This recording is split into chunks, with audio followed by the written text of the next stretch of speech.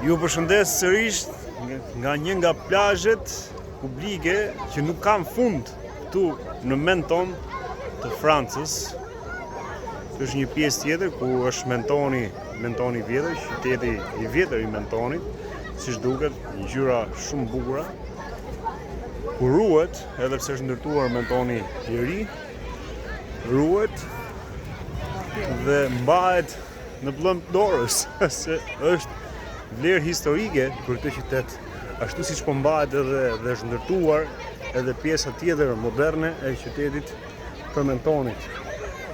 Por duhet t'im shoj sërish asaj për sa përket pjesës hapësirës publike dhe plazheve publike. Shohësh të gjithë njerëzit që vinë në këtë plazh, jo vetëm në këtë plazh, por në gjithë vijën e Bregdetit të Mentonit, për kam përshtypjen e të gjithë Francës, nuk e di, ndoshta ka të tjerë që ma konfirmojnë këtë me komente. Nuk dua që dukem sikur po tregoj se çka kam parë ose sikur po habitem, është diçka që është shumë normale në shtetet europiane, në qytetet të këtyre shteteve europiane, që njihet shumë mirë e drejta e gjithë atyre njerëzve ose komunitetit. Hapësira publike dhe respektohet çdo qytetar. Kjo është ajo që triumfon në këto shtete europiane, ndryshe nga Shqipëria. Kjo është ajo pra që duhet të theksoj, jo për të ngritur kaq shumë lart Europën, por për të ngritur shqetësimin për sa i përket Shqipërisë, që nuk ka, përderisa jemi në pikun e sezonit turistik dhe shohim probleme nga më ndryshme për zaptimin e pronave publike, jo vetëm tokave, por dhe hapësirave të Rërës dhe Bregdetit, edhe detit. E kam hasur vet, besoj se keni hasur gjithë ju, jemi të cënuar dhe nuk kemi një hapësirë publike. Për te kësaj edhe çmimet janë shumë të shtrejta për sa i përket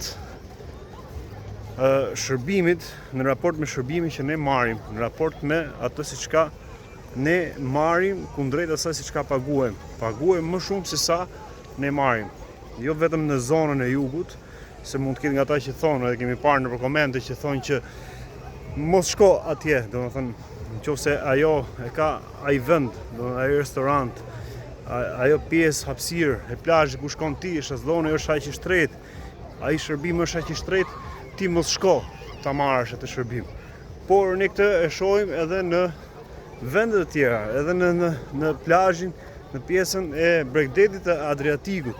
Ti nuk ke një vend ku të shkosh vetë, të kesh një hapësirë ku qëndrosh, nuk ke një vend ku të parkosh makinën, nuk ke rrugë ku të kalosh, nuk ke transportet hekurulore, nuk ke transporte publike, urban. Ne jemi akoma pa kaluar tek aja, ne s'kemi kaluar akoma anë. Dhe ky është niveli i qeverisjes së kësaj politike të këtyre 36 viteve post-komuniste që vetëm me kemi hyrë në demokracia dhe Shqipëria po merr zhvillim dhe përsupozohet se në 2027 ose brenda 2030, si thot ky lartmallnia, do të futemi në Europë. Po kështu do të futemi në Europë, ne nuk zbatojmë, nuk njohim njëri tjetrin, nuk vlerësojmë njëri tjetrin, nuk respektojmë njëri tjetrin, nuk e dim se çka do të thotë hapësirë e gjithë secilit nga ne.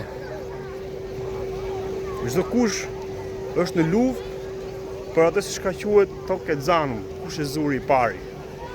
Dhe nuk kemi asnjë lloj dokumentacioni për të vërtetuar që ajo çka ne kemi zaptuar është e jona dhe ne duhet të përfitojmë tek ajo. Ne bëm çmos të marrim më shumë tek ajo e tjetrit dhe jo të vlerësojmë atë si çka kemi. Prandaj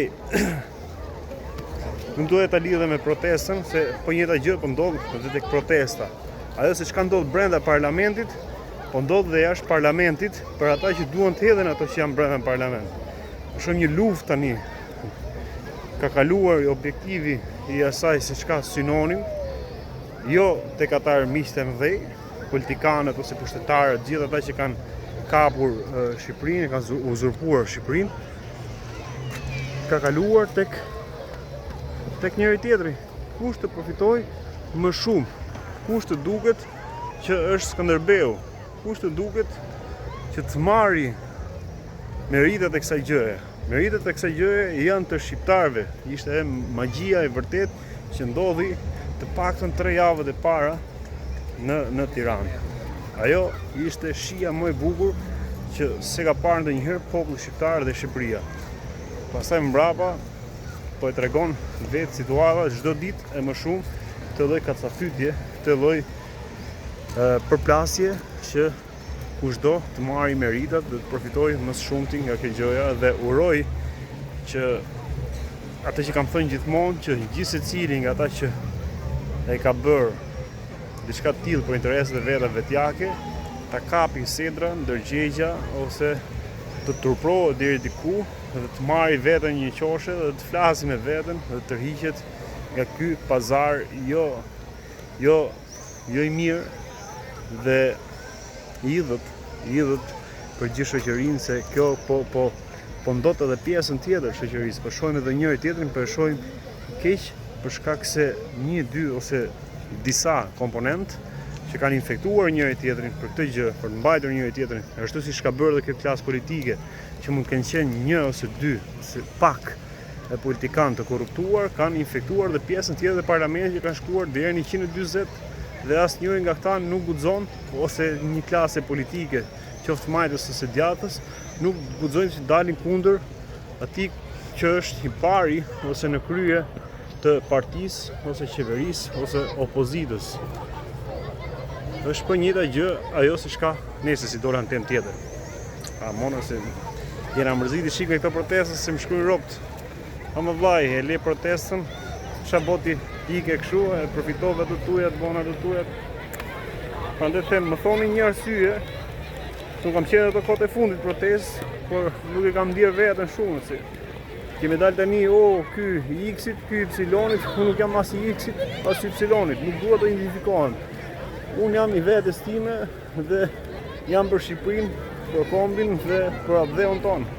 Nuk jam ky i këtij, ky atij, ky i Topolantit, ky i Kuvendit, apo ky i Vezëve. Nuk jemi. Kam përshtypjen që edhe pjesa më e madhe e shqiptarëve nuk janë të asnjërit të prej këtyre. Gjithsesi, ajo se çka doja të thoja, kjo është Europa, ajo është Shqipëria që do të futet në Europë. Po ka dhe i pjesë tjetër të errët edhe Europa që atë nuk e duan shqiptarët dhe nuk e don as Shqipëria. Se di se për cilën Europë e ka fjalën Edi Rama, politika shqiptare, qeveria dhe gjithë ata që po punojnë fort për ta futur Shqipërinë në Europë. Po këtë Europën këtu, që gjitha njerëz të shtresave të ndryshme vinë këtu, konsiderohen, vlerësohen dhe respektohen në hapësirat publike dhe nuk ka asnjë lloj paragjykimi, ka një lloj qetësie dhe një lloj respekti që s'kam pse të ketë keqkuptime për atë se çka ndërveprojnë në këtë lloj komuniteti, në këtë lloj shoqërie. Franca është shembulli që ka treguar më së miri që ka një bashkësi shumë të madhe të racave nga më ndryshme të gjithë botës. Ju përshëndes.